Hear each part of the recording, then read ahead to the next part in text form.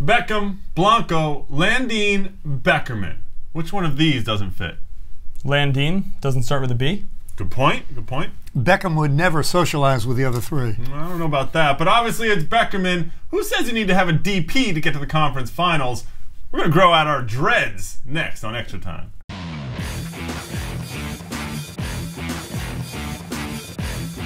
Everybody, welcome to Extra Time. Greg Lawless, Shep Messing, and Jason the producer. Act 1, Hindsight is 2020. We are now up to the conference finals. 4 teams left, 1 game away from MLS Cup. This week's show obviously is going to be about all the games that took place this past weekend in the first round, and also looking ahead to the conference finals. On Wednesday's show, we'll look at the Western Conference final between Los Angeles and Houston. On Thursday's show, we'll look at the Eastern Conference final between Chicago and Salt Lake. For today, we're going to start with Salt Lake because they came into Columbus with a 1-0 lead, and people sort of thought it wasn't going to go their way. In the beginning, Columbus did everything right. They got a 2-0 lead 35 minutes into the game, and then maybe some questions about Warzija's coaching at that point.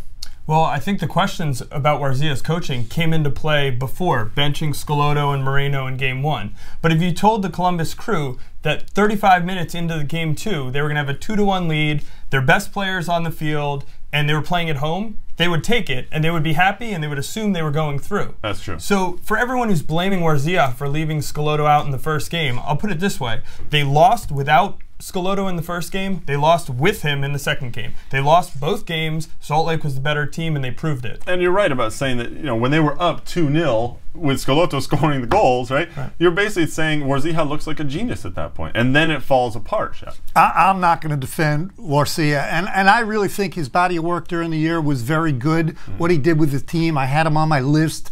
Coach of the Year candidates, ridiculous moves for me in terms of the playoffs. Moreno on the bench, Schelotto on the bench first game. Where was Robbie Rogers? In the second game, right? Not in the starting lineup. Not in the starting 11. So to keep it in perspective, Salt Lake played the best soccer of anybody last week. And Columbus, over the last 5 weeks, 6 weeks, they really haven't been very good. The better team won. Well, Salt Lake obviously had a terrific game at Cruz Stadium. They came out and they were actually getting into the attack early on, struggled, but after that they got in the attack. Jason, you've been riding the Movsisyan-Finley combination all season long, and I would actually also throw out that I think Morales had his best game of the season in this one. I think Morales showed up with bells and whistles on in this game, and you saw it early. The little touches he was making, the little passes he was making, you could tell that he was into the game, even when they went down. But for me, that Beckerman pass that split 3 or 4 defenders, had everyone going the wrong way, Morales takes it down, puts the goal away, that gave Salt Lake the confidence that, wait a minute, you're not going to come here and get shelled. You're still in this. And at that point, I think it also maybe dented the confidence of the crew. I haven't seen a lot of Salt Lake during the year. What I saw this past week was absolutely spectacular. And you know where I really think they've improved over the season? Their balance in the midfield. You talk about Beckerman, Morales, Andy Williams did a great job, Will Johnson. They were a team that really, I thought, showed spirit. They showed precision passing. They deserve to get the victory. Well, kudos to Jason Kreis and the coaching staff for getting them ready, but now they have a huge game in the conference finals. They have to go to Chicago. Now, we've talked about the Fire and their struggles all year long at home, but they've improved in the second half of the season. Chicago did well in Game 2 against the Revolution. They did everything they had to do. They needed to get 2 goals, basically win by 2 goals, and they were through, and they did it. Obviously, the difference maker, Cuauhtemoc Blanco in this one. Yeah, Blanco's always going to be a difference maker when he's on the field. But it was interesting how Blanco got himself into that position. It was because McBride got hurt, Nyako came in, and Nyako started doing a little extra work up top, causing a little more pressure on the New England defense, and you saw Blanco was able to calmly finish after Nyako did the work. Well, it's sort of the forechecking of Nyako, chasing down and applying pressure on the defense for the Revolution. You could say whatever you want about Blanco, and I say a lot about him because defensively he's clearly a liability, but he's soccer genius. He's got the freedom. Dennis Hamlet, of course, lets him go wherever he wants to go. Blanco reads the game, so he will drift on one side or the other, attack whatever he thinks the weak link.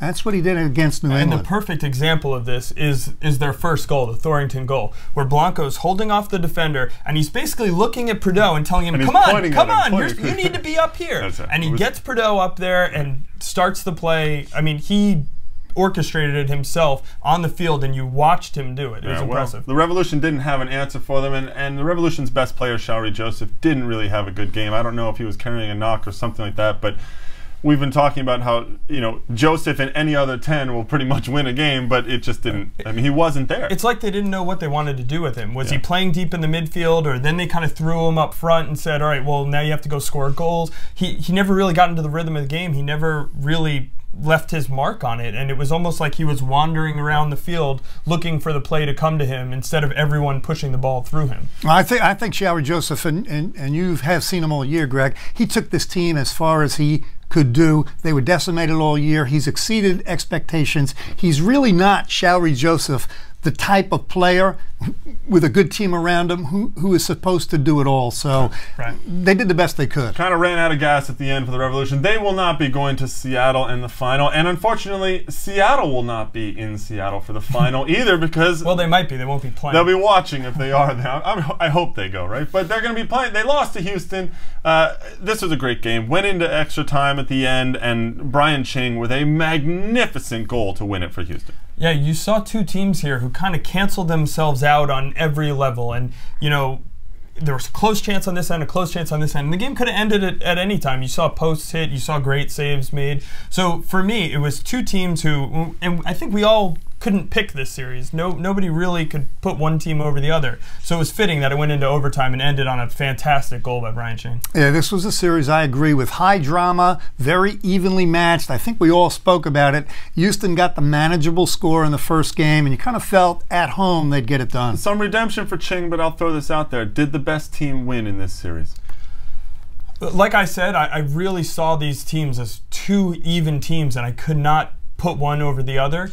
So I would say that they were pretty equal, and Houston went through on a moment of brilliance. But I'll tell you where Seattle got hurt. If you're Seattle and you have a forward who you've subbed into the game, and that's the guy who's in your 18 and has a ball that he has to clear, you're in trouble. And that you saw what happened. He was, slow to clear it, kind of waited for it to come down, where as a defender you should probably be attacking the ball to get rid of it. So with Roger Levesque in the back, whatever happened, whatever breakdown that was, that hurt Seattle. I'll answer the question. Seattle, great season. But yes, the better team won. Yeah, probably. You sort of wonder whether an expansion team should go this far in the playoffs anyway. And, well, it's the way it goes. I wonder that, right? Chivas, of course, a semi-expansion team, still a young team in this league, and they were looking to get to the conference finals, and they couldn't do it against their cross-hallway rivals, the LA Galaxy.